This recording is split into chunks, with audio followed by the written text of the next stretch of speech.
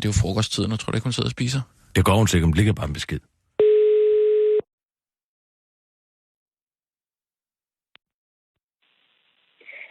Ja, goddag. Du har ringet til Thyra Frank. Jeg kan desværre ikke tage telefonen lige nu, men du er meget velkommen til at lægge en besked her, eller eventuelt sende en sms også på det her nummer. Så vil jeg vende tilbage snarest muligt. Ha' en rigtig dejlig dag. Mange hilsner fra Thyra. Hej Thyra, det er Kisser.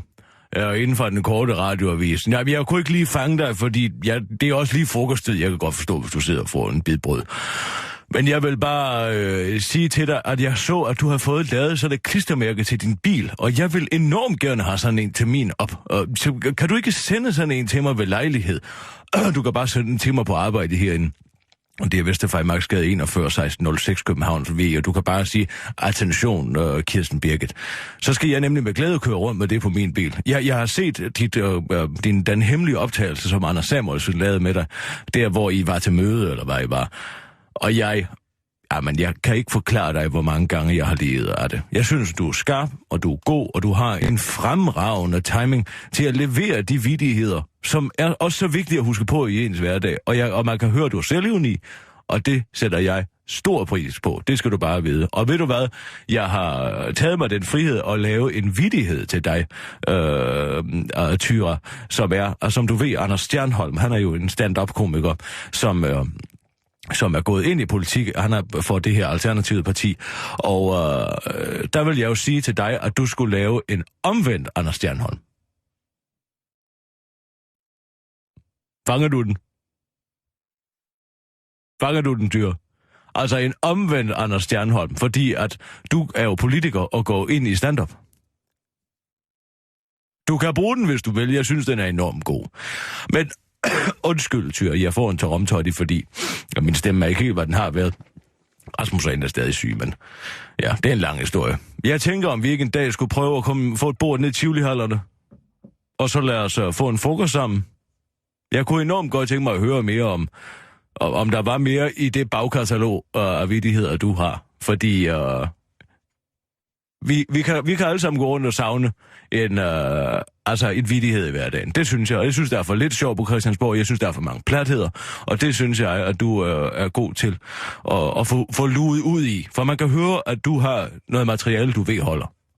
Og det skal man bare blive ved med. Og det er måske på samme måde med politik, det ved jeg ikke. Det ved du bedre end mig. Men hvorom alting er, og så vil jeg sige til dig, at hvis jeg nogensinde skulle på plejehjem, hvilket jeg håber, jeg ikke skal i det her land og ligge og rode rundt i min eget pis og lort, men altså, så vil jeg gerne bo på dit plejehjem. Det plejehjem, du havde i gamle dage. Det virkede som om, det var et rigtig hyggeligt sted, hvor der blev taget varmt om de beboere, I havde, og hvor der blev taget... og de blev respekteret også for de præferencer, de havde madmæssigt, og hvornår de ville i seng, og de kunne også få en dram.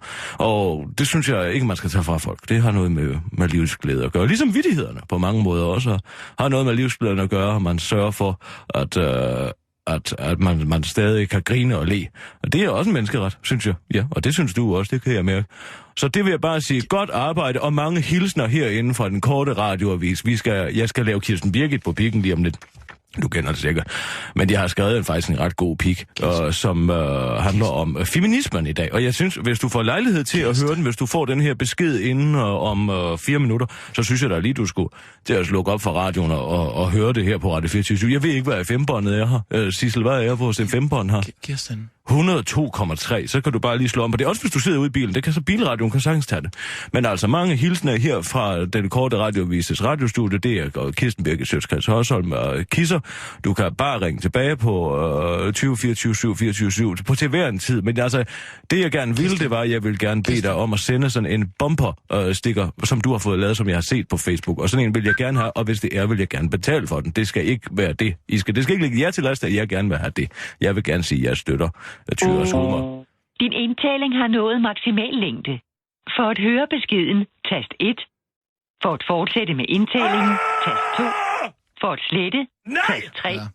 For at indtale igen, vil det sige, hun ikke får den nu? For at gemme beskeden, Sissel, læg på! Nej, du... Hvad skal jeg gøre? Jeg tror bare, du skal lægge på. Er den så væk nu, eller hvad? Nej, jeg tror, den stopper bare der. Det var også en vanvittig lang... Jeg fik ikke sagt farvel, jo! Jo, det gjorde Nej, jeg gjorde ikke. Jeg fik ikke sagt ordentligt farvel til hende.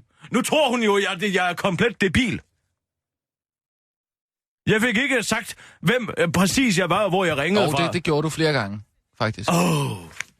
Hvis jeg ikke kommer i Tivoli-hallerne med hende, så går jeg amok. Ja.